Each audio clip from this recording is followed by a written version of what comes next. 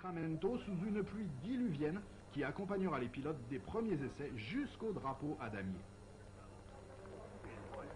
Petit coup d'œil sur le classement provisoire du championnat.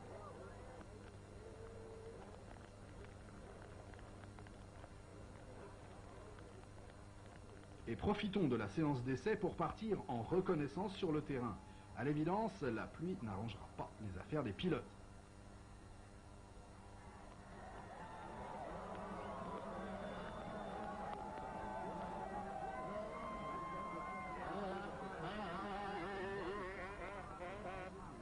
Dès les premiers essais, la piste paraît manifestement impraticable. Certains pilotes suggèrent alors de repousser la course d'une journée. D'autres, carrément, envisagent l'annulation.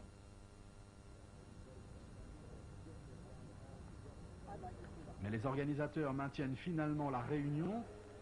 Seule concession, la course se déroulera en une manche unique, exceptionnellement, au lieu des deux traditionnelles. La pluie n'a pas cessé ses ravages au moment du départ.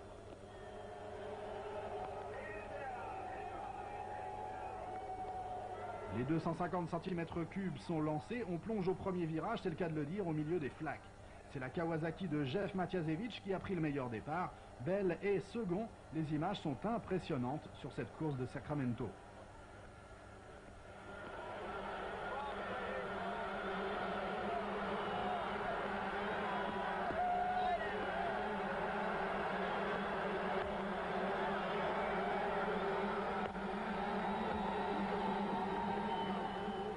Petite précision au niveau du règlement, le championnat AMA de motocross comporte 7 étapes en 250 cm3, à l'issue de quoi on dispute l'épreuve des 500. Les pilotes qui l'emportent sont généralement les plus réguliers sur l'ensemble de la saison. Il leur faut marquer des points à chaque course pour espérer s'imposer au classement final.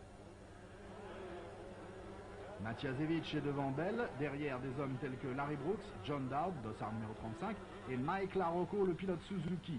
On a vu également passer le 11, Damon Bradshaw.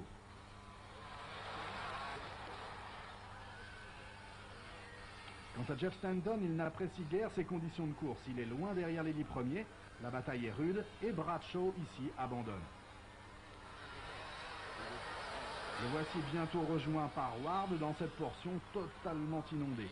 Les observateurs notent le retour à fond de caisse de Stanton qui semble avoir cette fois retrouvé son rythme.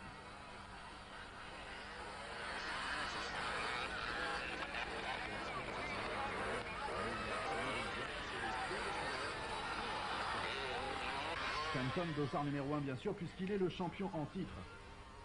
Quant à Matiasevich, il a laissé le fauteuil de leader à Bell, qui bien vite a mis quelques encablures entre lui et les autres rameurs. Difficile de se faire reconnaître par un temps pareil, l'Européen a planté sur son casque un petit signe distinctif afin que les juges ne l'oublient pas. LaRocco et Matiasevich font une super course dans ces conditions abominables et ils reviennent peu à peu sur Bell qui met la pédale douce. Probablement veut-il assurer plutôt que risquer une chute aux répercussions qui seraient bien sûr catastrophiques.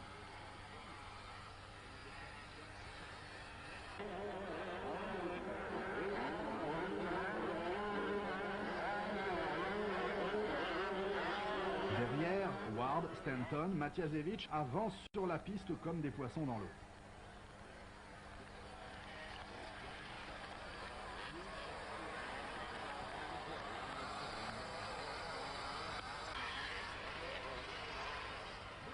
Mais vers la fin de la course, celui que l'on n'attendait pas, John Dowd, revient également sur le leader. Dowd, c'est ce pilote privé qui avait surpris tout le monde grâce à sa 5e place lors de la course précédente à Gainesville. Ayant repris tous les autres concurrents, Dowd, à 2 tours de la fin, voit le Français dans sa ligne de mire. Et profitant d'une mauvaise passe du pilote Honda, il se place irrémédiablement devant. Surprise.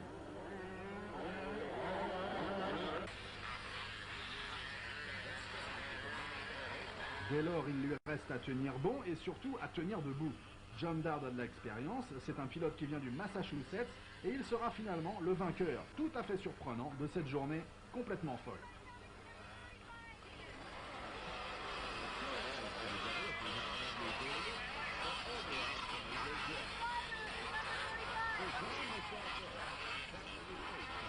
Jean-Michel Bell ne l'a pas emporté, mais sa seconde place est excellente dans la perspective du championnat. D'autant que les stars ont terminé l'épreuve au fond des marécages. La Rocco est troisième devant Jennett et Smith. Parmi tous les pilotes usines engagés dans cette galère de Sacramento, seuls 3 d'entre eux terminent la course dans les 20 premiers.